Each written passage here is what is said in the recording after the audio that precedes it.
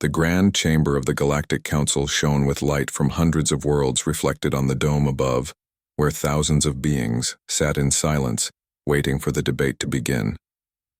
The council met only for matters that could shake the balance of the galaxy, and today it was about one species that many believed had already caused enough trouble. The motion was simple but dangerous to the reputation of one world. It was to decide whether humans should be banned from interstellar operations forever. The representative of Earth sat near the center of the Great Hall dressed in dark blue. Her name was Laura Green, and she looked calm, though she could feel the weight of every stare upon her. Around her sat creatures from every corner of the galaxy, beings made of gas and light, creatures of metal and bone, each with their own opinion about the strange and loud species called humans. The head speaker called the meeting to order, and the council began. One after another, the representatives took the floor and spoke against humans. They talked about wars that humans had started, colonies they had lost, and the chaos that followed wherever humans went. Some called them dangerous. Others said they were too unpredictable to trust with the peace of the galaxy. Every word made Laura feel smaller, but she did not speak. She watched and listened and took notes while her expression stayed calm. When Ambassador Ryloth of the Zorani Empire stood up, the noise in the chamber grew quiet because everyone knew Ryloth never missed a chance to mock humans. He was tall and covered in silver scales that shimmered like blades under the council light. He spoke with a slow voice that carried across the chamber. He said that humans were a primitive race that had climbed too fast from their small planet and thought themselves heroes when they were only troublemakers. He laughed, and many others joined him. The laughter echoed through the dome, and Laura felt her face grow warm, but she said nothing. When it was time for the defense to speak, Laura stood. The room grew quieter, though a few chuckled softly as if they expected a weak plea. She looked around the room and saw creatures of every color and shape looking at her with curiosity or disgust. She took a deep breath before she began to speak. Her voice was soft but steady. She said that humanity was young, yes, but not hopeless. She said they had made mistakes, but so had every race that ever reached the stars. She said that humans did not seek chaos but survival, and that sometimes survival looked messy to those who had forgotten what it meant to fight for life. Some murmured, but most still looked unconvinced. The Tholak senator, a large reptilian being with red eyes, hissed loudly and interrupted her. He said that humans brought nothing but war. He said that his people had lost 3 ships to human pirates. He said they were a disease. The chamber grew noisy again as others joined in, shouting and complaining, and the speaker had to strike his staff to call for order. Laura waited for silence, and then she said there was something they had not seen. She said that every race had its worst moments but also its best. She asked permission to show evidence. She said she carried a record of an event that spoke louder than words. The council hesitated. Many looked bored and ready to dismiss her, but the speaker agreed. The record she mentioned was called the Arcus 9 incident, and it had been sealed in Earth's archives for years. Some whispered to each other, thinking it was another violent story. Ryloth laughed again and said that humans love to record their own disasters. Laura ignored him. She gave the signal to the chamber's technicians, and the lights dimmed. The great dome above them changed to a dark sky filled with stars, and then a small planet appeared. The title of the record glowed across the air: the Arcus 9 incident. Before the video started, Laura looked around one last time. She saw many faces twisted in amusement. They still thought they were right. She knew that what they were about to see would change everything. She folded her hands and looked at the floor as the first frame began to play. The image showed a mining colony under attack, alarms ringing, fire and smoke covering the ground, children crying, and alien miners running for cover. The room went silent again. The council had expected chaos, but not fear and pain like this. They leaned forward as the video showed the defense teams trying and failing to hold the line against waves of insectoid creatures. Laura said quietly that the attackers were the Zolorians, a race that believed no world should hold free miners. The humans stationed on Arcus 9 were outnumbered 100 to 1. She said no one expected them to survive. The council watched in silence as the human soldiers arrived on the screen. Their leader, Captain Daniel Ross, barked orders while his second, Lieutenant Mia Carter, helped the wounded. The Marines worked without rest. They guided alien civilians to the shuttles, repaired broken shields, and fought hand-to-hand when their weapons failed. The aliens watching in the chamber saw humans saving children, not killing them. They saw humans standing in fire to hold a door closed while others escaped. Some of the council members began to whisper among themselves. Rylath's smile faded a little. Laura said nothing. The video showed the last moments of the battle when the humans realized that the escape shuttles were full and the attackers were almost through. Captain Ross gave the order to stay behind and hold the line. One by one, the Marines fell, but they did not stop. The last image showed the colony exploding from orbit, while the shuttles sped away into the dark. When the lights came back on, the chamber was quiet again. No one laughed this time. Laura stood in the same place with her hands still folded. She did not speak yet.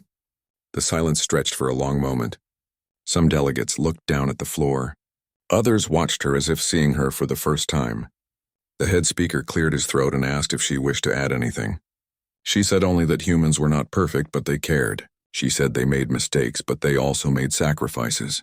She said they fought because they had to, and they saved others because it was right. Her words were simple and soft, but they reached every corner of the great hall. The speaker nodded slowly. The debate would continue later, but something had changed. Even Rylath stayed silent for once. As Laura left her seat, she felt the tension in her chest ease. She had not convinced them yet, but the laughter was gone. She walked past rows of strange faces and saw respect where there had been mockery. Outside the chamber, the stars shone through the glass walls, and she stood there for a moment looking up. Somewhere beyond those lights, humans were still working, still exploring, still fighting for a place in the galaxy. She smiled faintly, knowing that maybe today the council had taken the first step toward understanding what it truly meant to be human. The council chamber remained quiet long after Laura Green left, but the debate did not end. The representatives whispered among themselves, trying to understand what they had just seen. The video of the Archies 9 incident had shown something none of them had expected.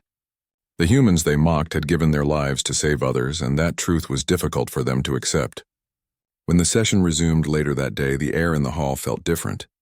The laughter and arrogance were gone, replaced by unease. Some delegates avoided looking at the screen where the image of Captain Daniel Ross still glowed in silent tribute. Others spoke in low voices, saying that maybe the council had been too quick to judge. Laura returned to her seat with calm movements, though she felt exhausted. She had stayed up many nights preparing for this meeting. She knew that the council had already made up its mind before she arrived, and she knew one video would not change everything. Still, she felt hope. When the speaker asked if the delegates wished to continue with evidence, many agreed, though some protested. The Tholax senator hissed again, saying that one act of bravery did not erase a history of violence. Laura nodded politely and said that he was right. She said that humans were capable of violence, but so was every species in the chamber. She said the question was not who had fought, but who had tried to protect. Her words carried through the room, and several delegates looked thoughtful. A representative from the gentle Aetheri people spoke next. Her voice was soft like wind, and she said that she had once met a human trader who saved her crew from pirates by offering his own cargo as bait. She said he asked for nothing in return. The story caused more murmurs, and for a moment the hall filled with strange energy. It was the sound of doubt breaking through certainty. The head speaker reminded them that this meeting was not about stories but about law. He said the council had to decide based on evidence, not emotion. Still, he allowed the discussion to continue. Laura listened carefully, taking notes and marking the faces of those who might be willing to change their votes. As the debate went on, more stories surfaced. A merchant from the Sylth Confederacy said that humans had helped rebuild a station destroyed by meteors. A soldier from the Harnack Alliance said that humans had shared medical supplies during a plague. Each account chipped away at the image of humans as monsters. Rylath finally stood again, his scales catching the light. He said that all of this was propaganda. He said that humans showed mercy only when it suited them, and that they could not be trusted with peace. He spoke with confidence, and many nodded along. He ended by saying that the galaxy had to be protected from chaos and that banning humans was the only way. When he sat down, the room was filled with tension again. Laura rose slowly. She said she respected the ambassador's fear because fear was born from experience, but she asked them to look at the full picture. She said that if the council believed humans were a danger, they should ask why so many species still traded and worked with them. She said it was because humans kept promises even when it cost them. Her calm words made some of the delegates frown in thought. The Tholax senator clicked his claws and asked, "What about the colonies destroyed by human wars?" Laura said that humans had paid for those mistakes and learned from them. She said that they had built new alliances and saved lives even of their former enemies. She looked around the room and said that she did not come to beg for mercy, but to remind them of truth. When the break was called, she walked out into the long corridor that looked over the city of glass and metal below. Ships moved through the sky like silver birds. She stood by the window and breathed deeply, trying to calm her racing mind. Behind her footsteps echoed, and she turned to see Reloth walking toward her. He smiled without warmth. He said that the video had been clever, but it would not change the vote. He said that the council did not trust humans because they never knew when to stop fighting. Laura met his eyes and said that maybe fighting was not always wrong. She said that sometimes it was the only thing that kept hope alive. Reloth tilted his head and laughed softly before walking away. She watched him go, feeling both anger and sadness. Later that night, she returned to her quarters. The room was quiet except for the hum of the city below.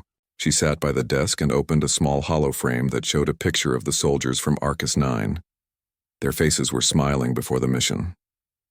She whispered their names softly and promised that their sacrifice would not be forgotten. Then she reviewed her notes for the next day. She knew the council would call for a vote soon, and she still did not have enough support. She decided to send messages to a few representatives who had seemed moved by the video. She asked to meet them privately. Most agreed. The meetings took place in quiet corners of the council hall.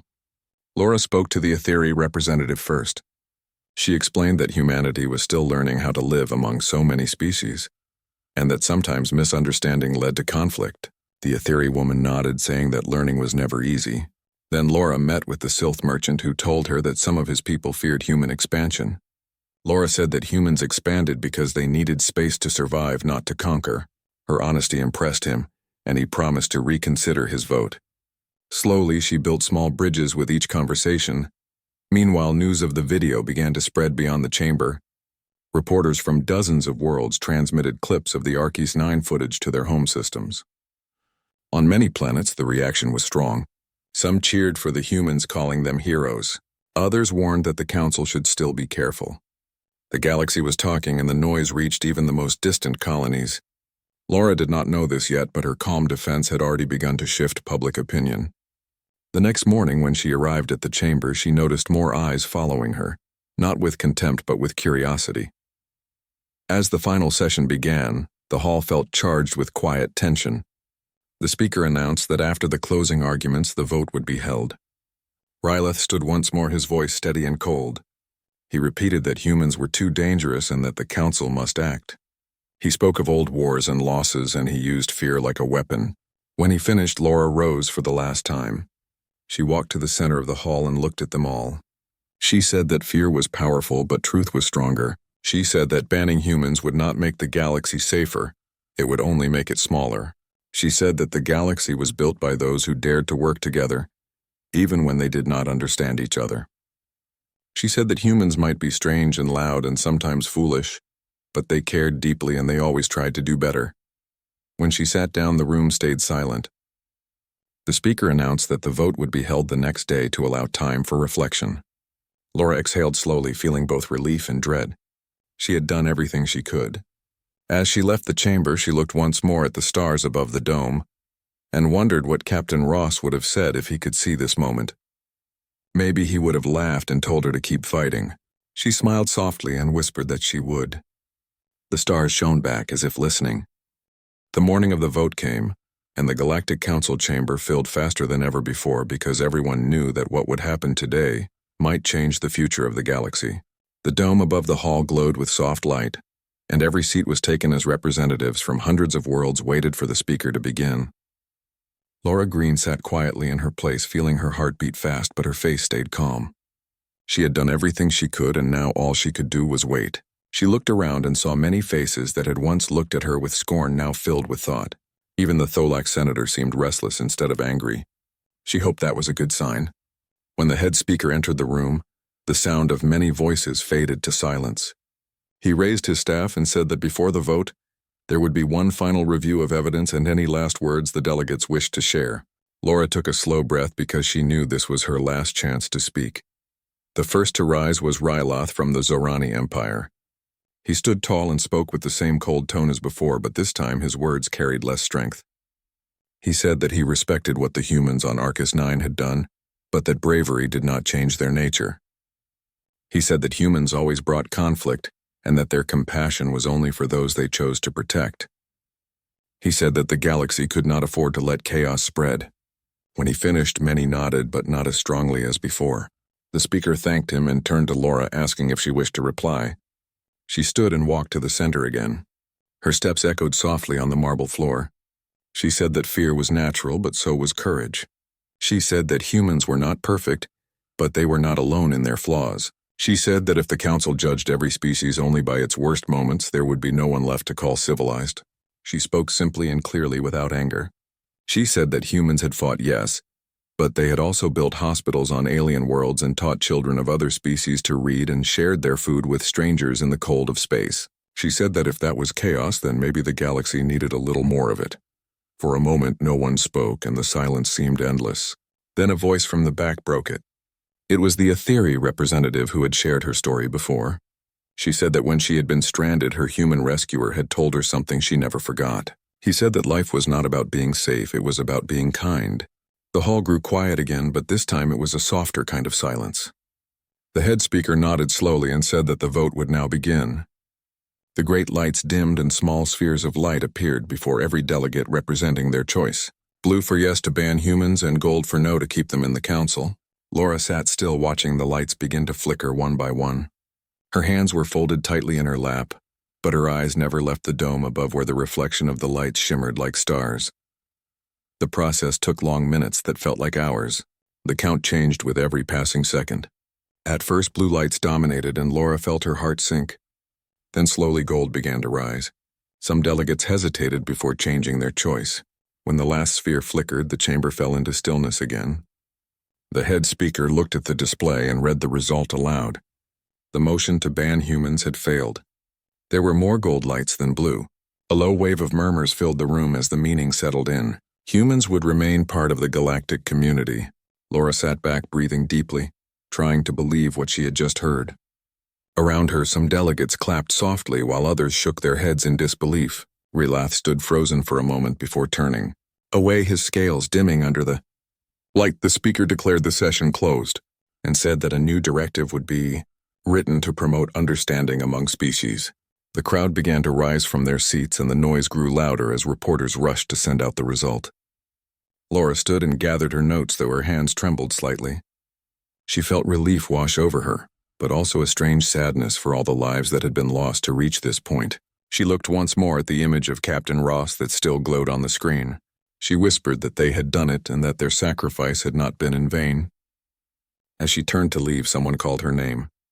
She looked back and saw Rilath walking toward her again, but this time his expression was different. His sharp eyes had softened and his voice was lower when he spoke. He said that he still did not understand humans, but he respected their courage.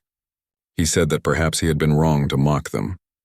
Laura smiled faintly and said that understanding took time. Rilath nodded slowly and left without another word. Outside the council chamber, the city shone brighter than ever. Ships flew across the sky carrying the news of the vote to every corner of the galaxy. Crowds gathered in front of holoscreens, watching the moment replayed again and again when the vote was read. On human colonies, there were celebrations, while on other worlds, people simply watched in silence, trying to make sense of it all. For the first time in many years, the galaxy was talking about hope instead of fear. Laura walked through the hall, slowly feeling the weight of the day fade from her shoulders. As she stepped outside, the cool air touched her face, and she looked up at the stars that seemed endless above the shining towers. Somewhere out there were millions of humans who would never know what had happened today, but their future had just changed. She made her way to a small transport pad that would take her to the human embassy. As she waited, she saw a few representatives pass by and nod in quiet respect. One of them handed her a small data crystal containing messages of thanks from the Etheri and Sylth colonies. She smiled and thanked them.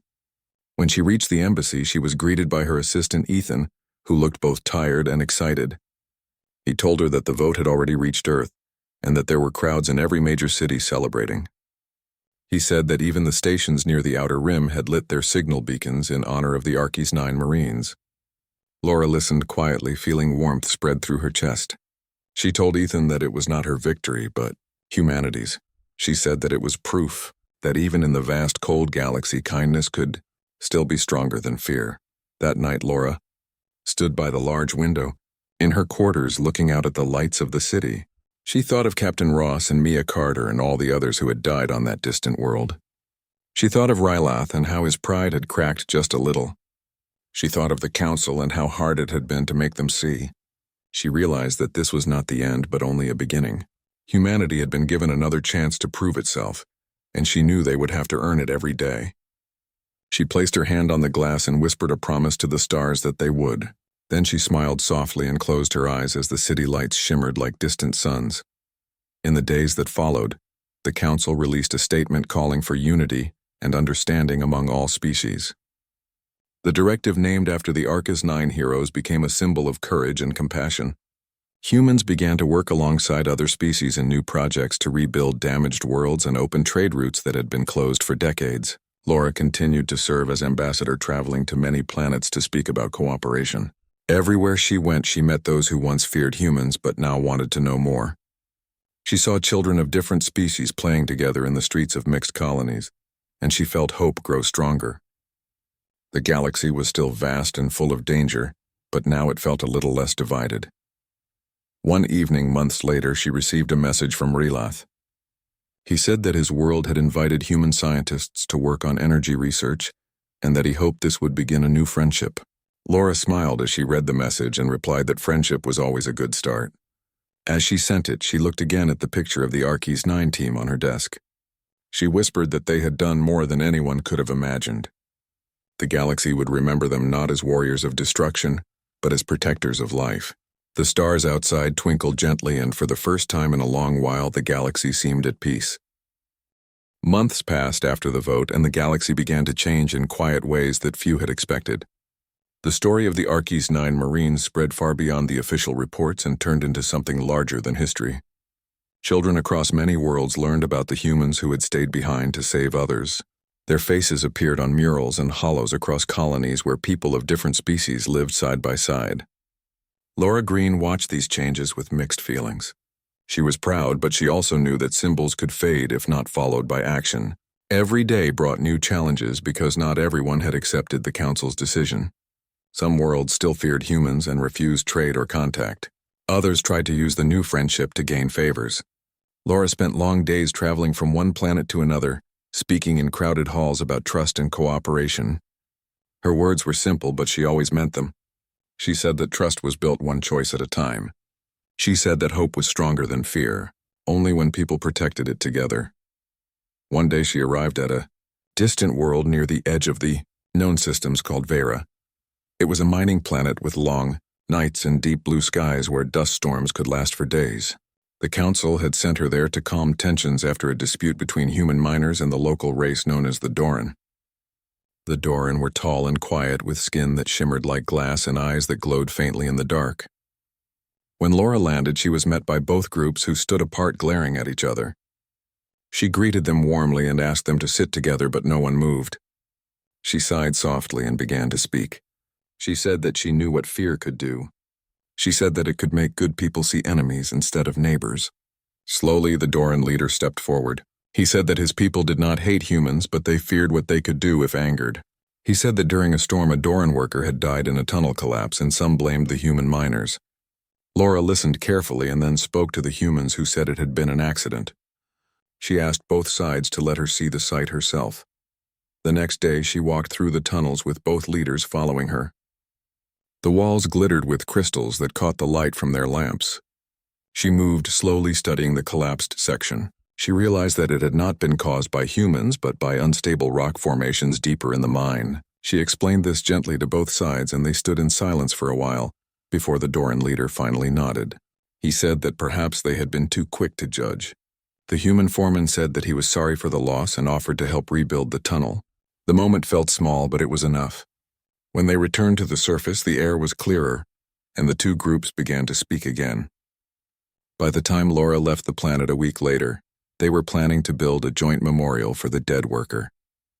She smiled as her ship lifted off, knowing that small peace was as important as any great victory. When she returned to the central world of the Council, she found new messages waiting. One came from Rylath himself. He wrote that the Zorani Empire had started a training exchange with human pilots. He said that it was working better than expected, though he added that humans talked too much. Laura laughed softly when she read that. Another message came from the Tholax senator who once called humans a disease. He said that his people had requested human engineers to help rebuild a damaged station. Slowly, the barriers were breaking. The galaxy was learning that humans could be trusted, though the progress was uneven. Some places still held anger from old wars, and there were groups that wanted the council to reverse its decision. Laura knew peace would never be perfect, but she also knew that it was worth fighting for.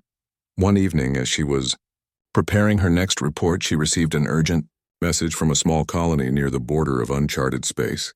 The message was brief and broken with static, but she understood enough to know that they were under attack by raiders. The council was far away, and there were no ships close enough to help in time. She remembered the faces from the Archis 9 video and made her decision. She sent a message to the human fleet stationed nearby and asked for volunteers to go with her. Within hours, a small group of ships joined her transport, and together they jumped to the coordinates. When they arrived, they found the colony burning. The raiders were already on the ground taking supplies and capturing civilians. Laura knew that the Council's directive prevented direct military action without approval, but she also knew that waiting would mean death for hundreds. She opened a channel and spoke to the human commander on the lead ship. His name was Captain Aaron Wells, and his voice was steady and calm. He said that his crew would follow her orders. She told him that the mission was simple. They had to protect the civilians and hold until reinforcements arrived. He agreed without hesitation. The human ships descended through the clouds and landed near the colony. Soldiers poured out and began to form defensive lines. Laura watched from the command post as the battle unfolded. The raiders were fast but disorganized, and they had not expected resistance. Within an hour, the humans had pushed them back. When the last of them fled into the mountains, Laura ordered medics to help the wounded. She walked among them, speaking softly to both humans and aliens alike, thanking them for their courage. The colony leader, a short being with silver fur, took her hand and said that they would never forget what the humans had done. She smiled but said that it was not about memory, but about doing what was right. When the reinforcements finally arrived, they found the colony safe and the people alive. The story spread quickly across the networks. Reporters called it Arcus 9 Reborn, and once again the galaxy watched humans risk their lives for others. The council held an emergency session to review the event, and some feared that Laura would be punished for acting without permission. But when she stood before them, the reaction surprised her. The head speaker said that while she had broken protocol, she had done so with honor. He said that sometimes the law must serve the spirit of life, not the letter of rules. The hall filled with applause from many species. Even Ryloth smiled slightly, though he pretended to look bored. Laura bowed her head in respect, but inside she felt relief and pride. Later that night, she sat by her window again, looking out at the stars. She thought about the people on the colony and about Captain Wells and his crew. She thought about how humans always seemed to find themselves in the middle of chaos, but somehow turned it into hope. She realized that this was what made them so hard to understand and yet so vital to the galaxy. They were unpredictable, but they cared deeply, and that made them powerful in a way no one could measure. She whispered softly that maybe that was what the universe needed most. As she watched a small ship fly past the window, she smiled and thought of Earth, turning slowly under the same sky. Somewhere out there, new stories were already beginning. She closed her eyes, knowing that the Council had not just spared humanity. It had given the galaxy a reason to believe again. The years after the Archis 9 directive became known as the Quiet Turning, because the galaxy slowly began to move toward something better. The great wars that once seemed endless grew less common, and the trade routes between distant systems became safer. Humans were no longer seen only as dangerous newcomers, but as partners and explorers who brought ideas and courage wherever they went. The Galactic Council grew more united, though differences remained. Ambassador Laura Green continued her work traveling across systems to keep the fragile peace alive. She had become known as the voice of reason because her speeches were simple and honest. She never spoke of glory or pride, but of kindness and duty. She always said that peace was not a gift, but a choice that needed to be made every day. One morning, she stood on the balcony of the council headquarters watching the sun rise over the shining city. The air shimmered with light from thousands of ships taking off and landing. Her assistant Ethan joined her, holding a datapad filled with reports. He said that the council had received an invitation from the new colonies beyond the Vera sector. They wanted Laura to attend the opening of the first joint academy, built by humans and Doran. She smiled when she heard that, because she remembered the long nights of argument and fear on that world years ago. Now they had built a school together where children of both races would learn side by side. She said that she would go, and Ethan nodded, already preparing the travel documents. As they left the balcony, she looked once more at the sky, thinking of how far they had come. The journey to Vera took several days. The ship moved smoothly through the dark, while Laura spent her time reading messages from across the council worlds. Many were reports of cooperation and new projects, while a few were warnings of unrest. She answered each one with care, reminding them that trust took patience. When the ship arrived in orbit, the surface of the planet glowed with the light of cities that had not existed before. The academy stood near the base of a tall mountain surrounded by green fields. When Laura landed, she was greeted by both human and Doran children waving flags of blue and silver. The Doran leader, who had once doubted her, greeted her warmly and said that they owed much to her work. She said that they owed it to themselves because they had chosen to believe in something greater than fear. The ceremony was simple. Children sang in both languages and teachers spoke about the future. Laura gave a short speech thanking them for proving that peace could grow from the hardest soil. She said that the galaxy was full of shadows, but every act of kindness was a light, and that lights together could guide the way. The crowd listened quietly and many smiled. After the ceremony, she spent time walking through the academy halls where young students of many races studied side by side. She saw a Doran child teaching a human friend how to write in their glowing script, and she felt something deep in her chest. It was hope made real and alive. When she left the academy that evening, the sky was clear, and she could see the stars spread across the horizon like a promise. Back on the ship, Ethan handed her another message. This one came from Rylath, who had become a strong supporter of interspecies projects. He invited her to visit the Zorani homeworld to see the progress of a human and Zorani science team working on clean energy. She accepted the invitation because she had learned that small visits often changed big hearts. When she arrived the next week, Rylath himself met her at the spaceport. He looked older and less sharp, but his eyes still carried that same fierce intelligence. He said that he had been wrong about humans. He said that they had brought more than he ever expected. Laura laughed softly and said that humans surprised even themselves sometimes. They walked together through the laboratories where scientists of both species worked side by side, testing new engines and power cells. It felt like watching the galaxy rebuild itself piece by piece. Rylath stopped by a window overlooking the city and said that once he believed humans would destroy everything they touched, but now he saw that they made others stronger. Laura said that maybe it was because humans were always fighting their own limits. He nodded slowly and said that he hoped the galaxy would never forget the lesson they had learned. In the months that followed, more cooperation bloomed across the stars. The Tholax stations, once damaged by war, were rebuilt with human help. The Aetheri opened their cultural centers to travelers from every race. Even the old pirate routes near the rim were turning into safe corridors watched by joint patrols. Laura watched all this progress with pride, but she also knew peace was fragile. There were whispers of new threats beyond the border worlds where unknown fleets had been sighted. Some feared that old divisions would return.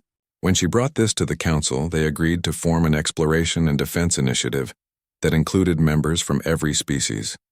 They named it the Unity Fleet, and humans were asked to lead the first expedition. Captain Aaron Wells, who had fought beside her at the colony, was chosen to command. When he came to meet her before departure, she told him that the mission was not just about defense, but about understanding. He smiled and said that humans were good at learning the hard way. She told him to bring them all back safely, and he promised he would try. When the fleet launched, the whole city gathered to watch. The ships rose slowly through the atmosphere, leaving trails of light behind them. Laura stood on the observation deck with the council leaders beside her. The head speaker turned to her and said that years ago they had almost voted to remove humans from the stars, and now humans were leading them into the unknown. She smiled and said that sometimes the universe enjoyed irony. As the ships vanished into the darkness, she whispered a quiet prayer for their safety. The hall behind her erupted in applause as the fleet disappeared from view, but she stood silent for a long moment, thinking about the path that had brought them here. Weeks passed, and the fleet sent back messages of discovery. They found new systems rich with life and signs of civilizations long gone. The reports filled the council archives with hope. Then one day a transmission arrived that stunned them all. It was a video from Captain Wells showing a strange ancient station floating near a dead star. He said that it was built by a species older than any they knew, and that its walls carried markings that spoke of unity and survival. He said that maybe it was a message left for whoever came next. Laura watched the video in the council chamber surrounded by silence. When it ended, she stood and said that the galaxy had always been filled with mystery. But maybe they were meant to find it together, not alone. The council agreed, and the moment was recorded as another step in the long story of cooperation. That night, Laura returned to her quarters and sat by the same window where she had once watched the stars in doubt. Now she looked at them with quiet peace. She thought about Captain Ross and Mia Carter, whose courage had started everything. She thought about Rylath and the others who had changed. She realized that the galaxy had not been saved by weapons or power, but by understanding. She smiled softly and whispered that humans were still unpredictable, but they had shown the stars what it meant to care. She knew the work would never be finished, but that was all right, because that was what made it worth doing. As the night deepened, the stars outside shimmered brighter and she felt the universe listening. Somewhere far beyond the council walls, a new light appeared on the edge of space, and she knew the story of humanity was still being written among the stars.